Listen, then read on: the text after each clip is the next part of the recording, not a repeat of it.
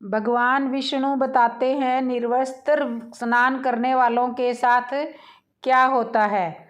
तो एक बार भगवान विष्णु माता लक्ष्मी जी के साथ हरिद्वार में घूम रहे थे। माता लक्ष्मी ने देखा कि सारे मनुष्य गंगा में नहा नहा कर हर हर गंगे कहते जा रहे हैं, परंतु सभी लोग दुखी और परेशान हैं। तब माता लक्ष्मी ने बहुत ही आश्चर्य से भगवान विष्णु से पूछा, स्वामी, गंगा में इतनी बार स्नान करने पर भी इनके पाप और पुण्य का नाश क्यों नहीं हुआ? क्या गंगा में अब सत्यता नहीं रही? भगवान विष्णु ने बाल गंगा भगवान विष्णु बोले, गंगा में तो यही सामर्थ्य है, परंतु इन लोगों ने पाप नाशनी गंगा में ही स्नान नहीं किया, फिर इन्हें लाभ कैसे मिलेगा? माता लक्ष्मी ने आश्चर्य से कहा कि स्नान कैसे नहीं किया? सभी तो हमारे सामने नहा नहा कर जा रहे हैं, अभी तक तो इनके शरीर भी नहीं सूखे हैं। भगवान विष्णु ने कहा, ये लोग तो केवल जल में डुबकी लगाकर ही आ रहे हैं, तुम्हें मैं कल इसका रहस्य समझाऊंगा। दूसरे दिन बहुत ही जोर से बारिश होने लगी। सारी गलियां कीचड़ से भर गई। एक चौड़े चौराहे में एक बड़ा सा गड्ढा था, चारों ओर कीचड़ भरा हुआ था और भगवान विष्णु ने लीला रची। वे समय एक बूढ़े आदमी का रूप धारण करके उस गड्ढे में गिरे। लक्ष्मी जी को समझाकर उन्होंने पास में बैठा दिया कि देखो, तुम लोगों को सुना कर यूं पुकारती रहो कि मेरे बूढ़े पति अचानक गड्ढे में गिरे पड़े हैं। कोई पुण्य आत्मा इनको बाहर निकाल कर इनके प्राणों की रक्षा करे और हम असहाय दंपति की सहायता करें। और भगवान विष्णु ने यह भी समझा दिया कि जब कोई व्यक्ति गड्ढे में से मुझे बाहर निकालने को तैयार हो, तब उसको और कह देना कि मेरे पति सर्वथा निष्पाप है। इन्हें वही व्यक्ति छुए जो खुद ही निष्पाप हो। यदि आप निष्पाप हैं तो उनके हाथ लगाएं, नहीं तो उनके हाथ लगाते ही आप समय भस्म हो जाओगे।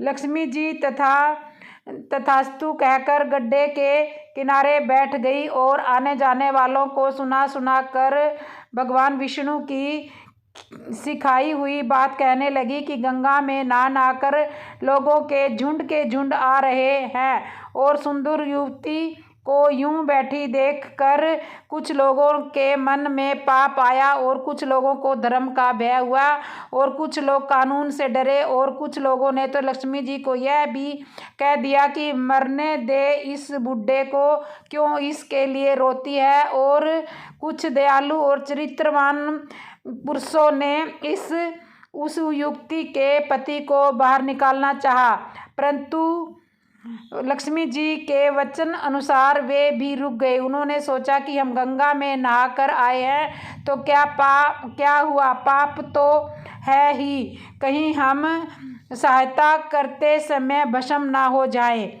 उनके पास एक व्यक्ति आए, परंतु किसी का साहस नहीं हुआ।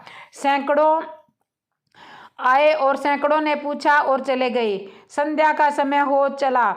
तब भगवान विष्णु ने माता लक्ष्मी जी से कहा, देखा, आया कोई सच्चे मन से गंगा में नहाने वाला।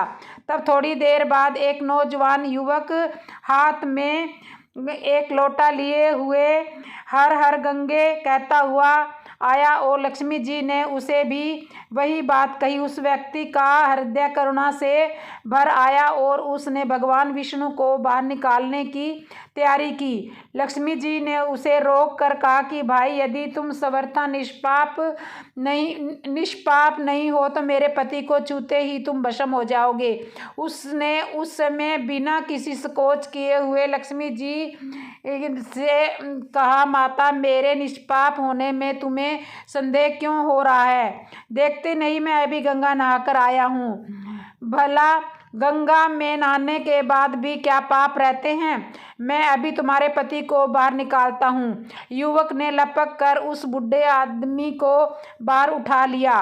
भगवान विष्णु और माता लक्ष्मी ने उसे अधिकारी समझकर अपना असली रूप प्रकट कर दर्शन देकर निहाल किया। भगवान विष्णु ने माता लक्ष्मी से कहा कि इतने सारे लोगों में से केवल इस एक आदमी ने ही गंगा स्नान किया है।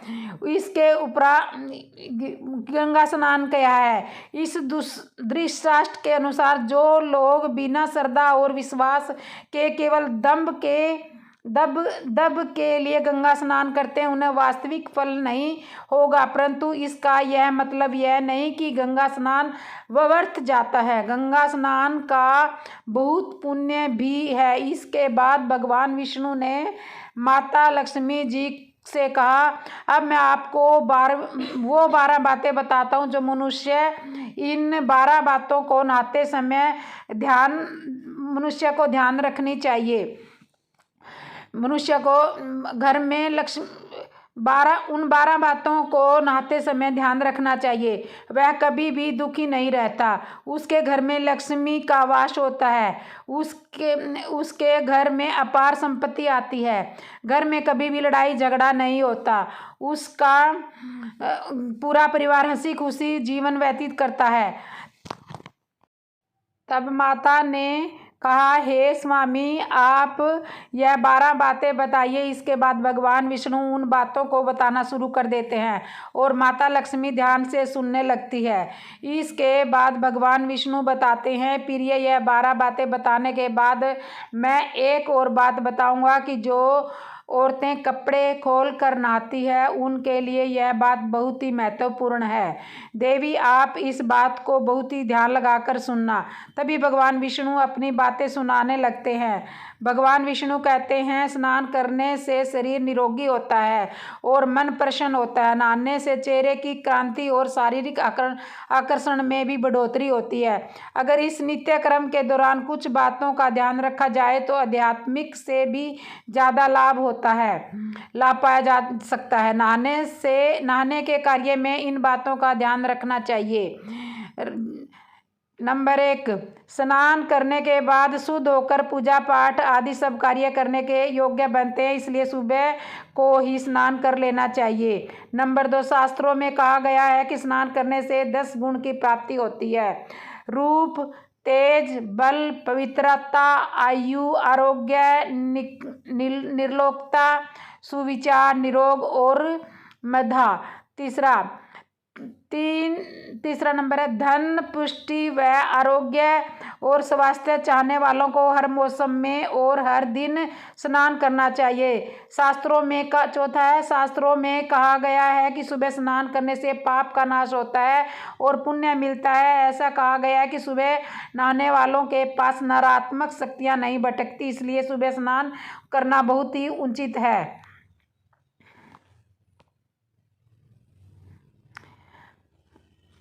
इसके अथवा गीले कपड़े से शरीर को पोंछ लेना एक तरह का स्नान ही कहा गया है। सुबह की लालिमा छाने से पहले ही स्नान करना श्रेष्ठ माना गया है। तेल लगाकर और शरीर को मल कर नदी में नहाना मना है। इसकी जगह नदी से बाहर निकलकर तट पर ही शरीर साफ करके तेल लगाना चाहिए और फिर नदी में डुबकी लगाना उचित है। जिन घाटों पर कपड़े धोए जाते हैं वहाँ का जल अपवित्र माना गया है, इसलिए वहाँ से कुछ दूर हटकर ही नहाना चाहिए। नदी में 11 या 21 डुबकियाँ लगाना शुभ बताया गया है। पवित्र नदियों में कपड़े निचोड़ने की मनाही है। नदी में किसी भी तरह की गंदगी नहीं करनी चाहिए। नल की तुलना झरने का पानी, झरने के पानी से ज़्यादा नदी का पानी और नदी के पानी से ज़्यादा तीर्थ का पानी। तीर्थ के जल से कहीं गंगा जल अधिक श्रेष्ठ माना गया है। गंगा माता का कथन है कि स्नान करते वक्त कोई चाहे जहाँ भी मेरा स्मरण करेगा मैं वहाँ के जल में आ जाऊंगी। इसके बाद भगवान विष्णु ने कहा, अब मैं आपको औरतों के बारे में बताता हूँ जो औरतें कपड़े खोलकर स्नान करती है। हिंदू धर्म में शास्त्रों में हर चीज़ के लिए कुछ नियम बनाए गए हैं। अब इन नियमों में से एक है स्नान को लेकर की गई बातें। ऐसा स्नान माना गया है कि आम व्यक्ति को शास्त्रों के नियम का पालन करना चाहिए, जिससे उनके घर की सुख संपत्ति बनी रहती है और खुशहाली आती है और साथ में अपार धन बरसता है। माता लक्ष्मी प्रसन्न होती है। दरअसल हमारे शास्त्रों में ऐसा कई बातें लिखी गई है जिनका मैं आपको सदियों से पालन करते चले आ रहे हैं, लेकिन उसके कारणों के बारे में हमें अभी भी पूरी जानकारी नहीं है। ऐसे ही नियमों में से एक है निर्वस्त्र स्नान करना।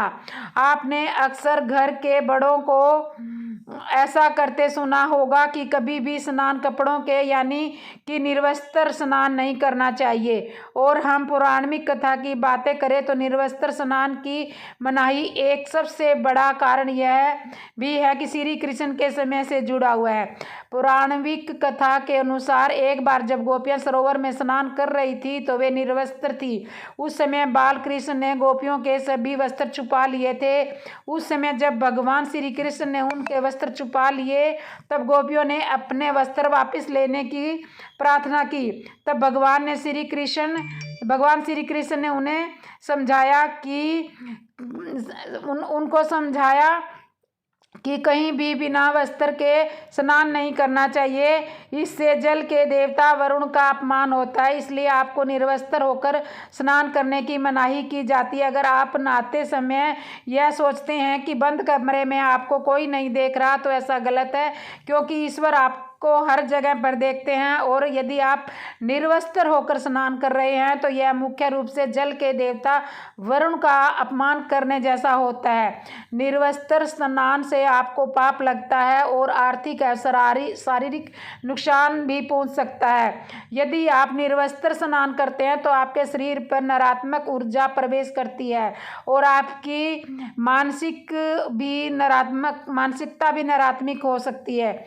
इसलिए हमेशा आपको यही सलाह दी जाती है कि आप नहाते समय कोई एक कपड़ा जरूर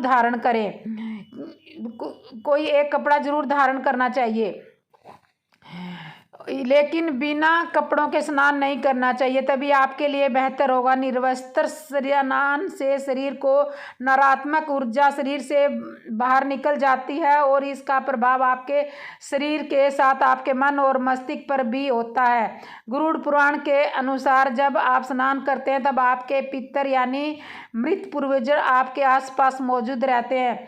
यदि आप निर्वस्त्र स्नान करते हैं तो आपको पितर दोष भी लग सकता है।